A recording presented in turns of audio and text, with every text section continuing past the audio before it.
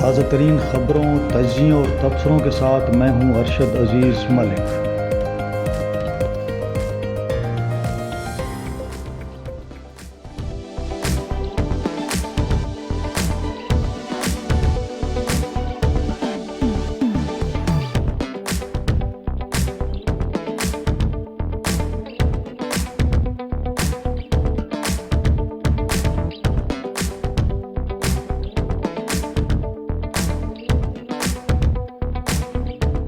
السلام علیکم ناظرین، امید ہے آپ خیریت سے ہوں گے۔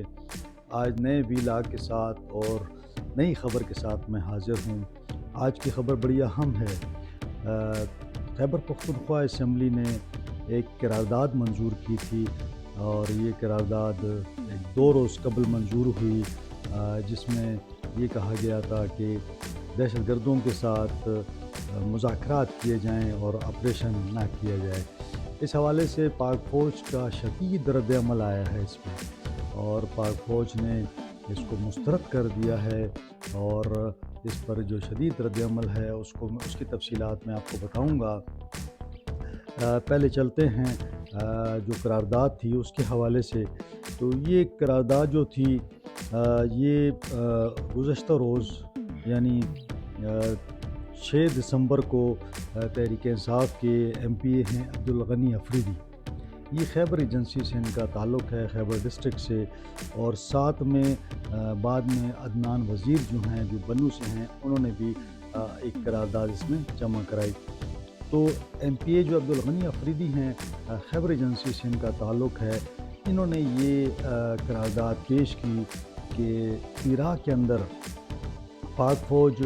آپریشن کرنے جا رہی ہے، لہذا پاک فوج وہاں پہ آپریشن نہ کرے، اور قرارداد میں یہ کہا گیا کہ دہشت گردوں کے ساتھ مذاکرات کیے جائیں، بات چیت کی جائے اور بات چیت کے ذریعے اس مسئلے کو حل کیا جائے۔ جب انہوں نے یہ بات کی تو وہاں پہ جو جے یو آئی کے عدنان وزیر ہیں، انہوں نے بھی اپنی قرارداد پیش کر دی، جس میں کہا گیا ہے کہ بکا خیل جانی خیل جو علاقہ ہے جو بنو کے قریب ہے، وہاں پر بھی جو آپریشن کی تیاریاں کی جا رہی ہیں اس آپریشن کو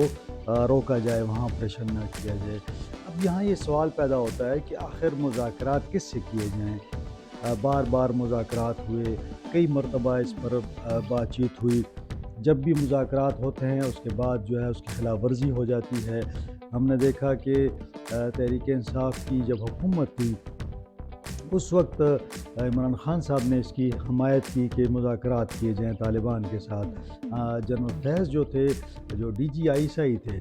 وہ افغانستان گئے، انہوں نے طالبان سے مذاکرات کیے، جس کے تسلسل میں بڑی تعداد میں طالبان جو تھے، ٹیررسٹ جو گروپس تھے، ان کے لوگ پاکستان میں آ گئے، اور ایک اندازے کے مطابق اس وقت کوئی 40,000 کے قریب جو طالبان ہیں وہ افغانستان سے پاکستان آ چکے ہیں۔ اب اس صورتحال میں یہ بھی ہوا کہ جو موسٹ وانٹڈ لوگ تھے پاکستان کے اندر گرفتار تھے، اس معاہدے کے تحت ان کو بھی رہا کیا گیا۔ افغانستان کے اندر جو جیلوں میں قید تھے اس قسم کے لوگ، ان کو بھی رہا کر دیا گیا۔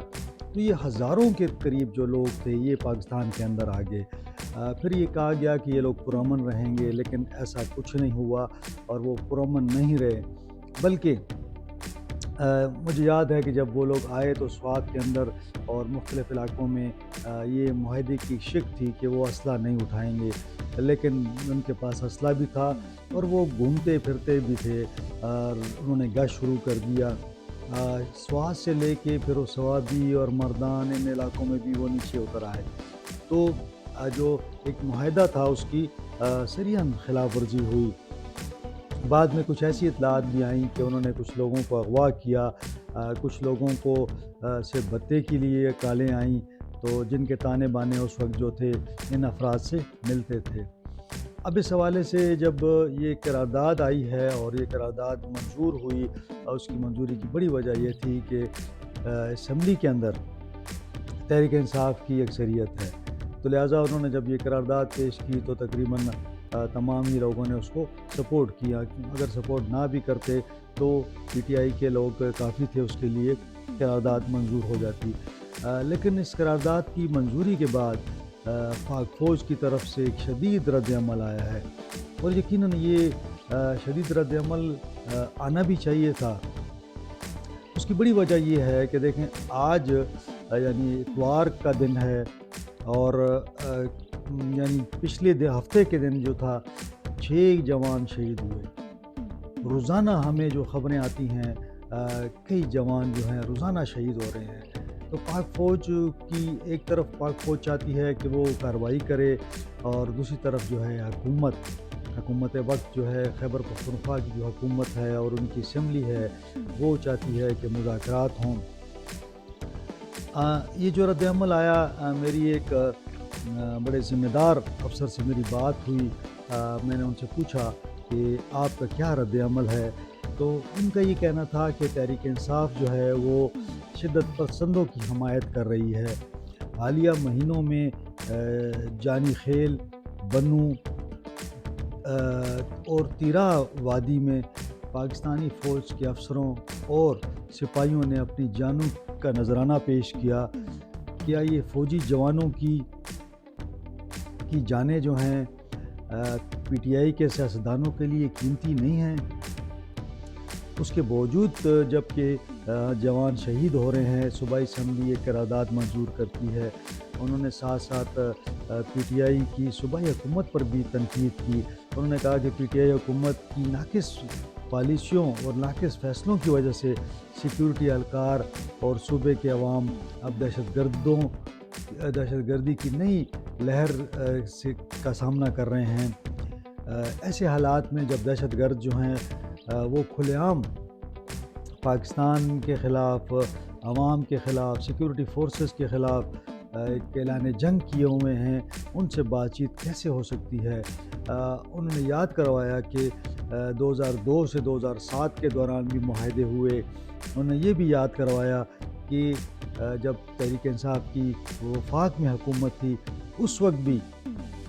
مذاکرات کی بات ہوئی، اور اسٹیبلشمنٹ نے سیاسی حکومت کی بات مانتے ہوئے مذاکرات کیے، لیکن ان مذاکرات کا کیا آؤٹ کم ہوا؟ اور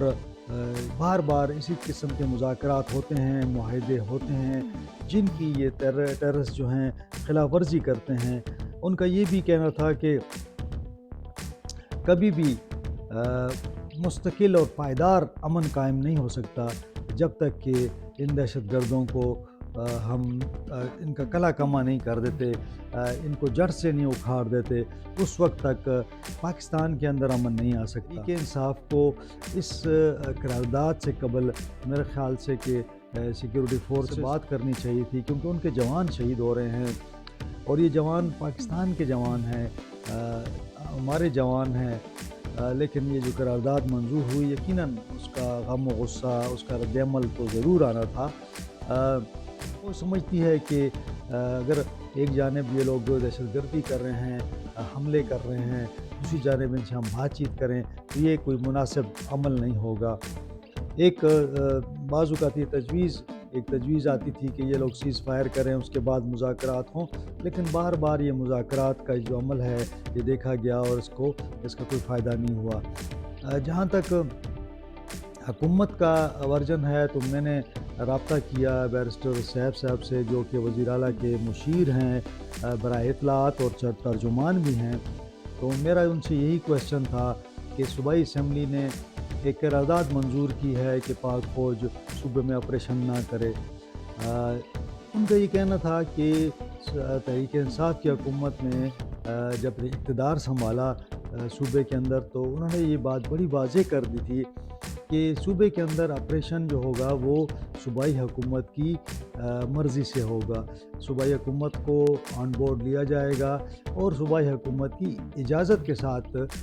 کوئی بھی آپریشن ہوگا۔ ان کا یہ بھی کہنا تھا کہ صوبائی حکومت کی مرضی یا اجازت کے بغیر صوبے کے اندر آپریشن کی اجازت نہیں دی جائے گی۔ جب میں نے ان سے سوال کیا کہ کیا صوبائی حکومت اس قرارداد کی مکمل حمایت کرتی ہے، تو انہوں نے کہا کہ صوبائی اسمبلی کے اندر جو ایم پی ایز ہوتے ہیں وہ اپنے حلقوں سے منتخب ہو کر آتے ہیں، یقیناً ایک ممبر جو ہے وہ خیبر ڈسٹرکٹ سے جنہوں نے قرارداد پیش کی، اور دوسرا جو ممبر تھا وہ بنو سے تھا۔ تو یقیناً ان کے جو صوبائی حلقے ہیں وہاں پہ وہ عوامی رائے کا احترام کرتے ہیں، اور انہوں نے اس رائے کو پیش کیا ہے صوبائی اسمبلی کے اندر، اور چونکہ صوبائی اسمبلی کے اندر تحریک انصاف کی اکثریت ہے، لہٰذا ان کی قرارداد جو ہے وہ منظور ہوئی۔ اب یہ قرارداد جو تھی حکومت کی جانب سے نہیں تھی، بلکہ ایک انڈیویجول کی جانب سے تھی، لیکن ان کا یہی کہنا تھا کہ ہماری کوشش یہ ہے کہ ہم صوبے میں جتنے بھی امن و امان کی صورتحال ہے، چونکہ صوبائی حکومت کی ذمہ داری ہے کہ وہ صوبے میں امن و امان قائم کرے اور اپنے لوگوں کی حفاظت کرے، تو یہ جو صوبائی حکومت کی ذمہ داری ہے ہم اس کو پورا کرنے کی کوشش کر رہے ہیں۔ تاہم انہوں نے کہا کہ جہاں بھی ضرورت ہوگی آپریشن کرنے کی، تو یہ بات بڑی واضح ہے کہ صوبائی حکومت کی اجازت سے وہ آپریشن ہوگا، اور